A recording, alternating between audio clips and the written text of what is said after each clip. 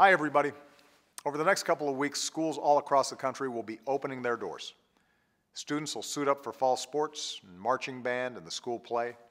Moms and dads will snap those first day of school pictures, and that includes me and Michelle. And so today I want to talk directly with students and parents about one of the most important things any of you can do this year, and that's to begin preparing yourself for an education beyond high school. We know that in today's economy, whether you go to a four-year college, a community college, or a professional training program, some higher education is the surest ticket to the middle class. A typical American with a bachelor's degree or higher earns over $28,000 more per year than someone with just a high school diploma. And they're also much more likely to have a job in the first place. The unemployment rate for those with a bachelor's degree is less than 1/3 of the rate for those without a high school diploma.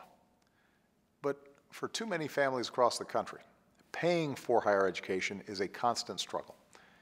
Earlier this year, a young woman named Elizabeth Cooper wrote to tell me how hard it is for middle-class families like hers to afford college. As she said, she feels not significant enough to be addressed, not poor enough for people to worry about, and not rich enough to be cared about. Michelle and I know the feeling. We only finished paying off our student loans 10 years ago. And so, as president, I'm working to make sure young people like Elizabeth can go to college without racking up mountains of debt.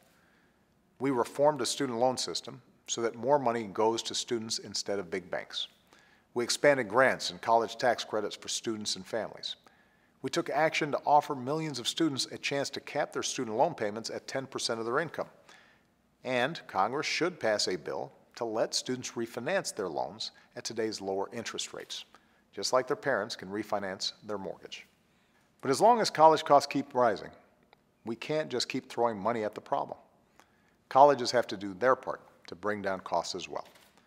That's why we proposed a plan to tie federal financial aid to a college's performance and create a new college scorecard so that students and parents can see which schools provide the biggest bang for your buck. We launched a new $75 million challenge to inspire colleges to reduce costs and raise graduation rates. And in January, more than 100 college presidents and nonprofit leaders came to the White House and made commitments to increase opportunities for underserved students. Since then, we've met with even more leaders who want to create new community-based partnerships and support school counselors. And this week, my Secretary of Education, Arne Duncan, announced a series of commitments to support students who need a little extra academic help getting through college. This is a challenge I take personally. And to all you young people, now that you're heading back to school, your education is something you have to take personally also. It's up to you to push yourself, to take hard classes and read challenging books.